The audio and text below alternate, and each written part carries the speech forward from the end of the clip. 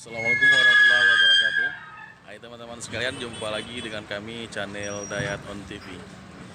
Teman-teman sekalian, kami lagi berada di pelabuhan Kuala Bubun, Aceh Barat.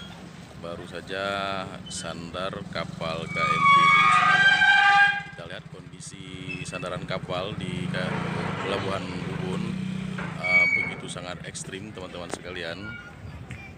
Karena ombak terlalu besar, dan ini juga teman-teman sekalian hanya kali ini aja malahan bakalan sering terjadi proses pembongkaran kapal lalu cuaca ekstrim maka besar sehingga kapal tidak bisa sandar dengan normal. Kita lihat teman-teman sekalian.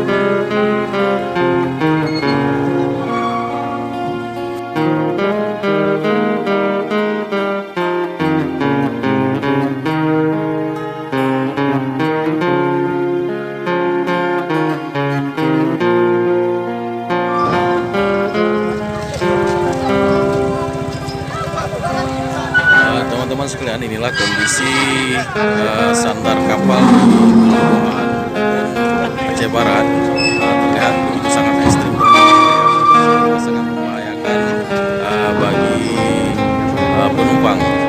Teman-teman sekalian, kita lihat kondisi pelabuhan di Kuala Bubun, Aceh Barat.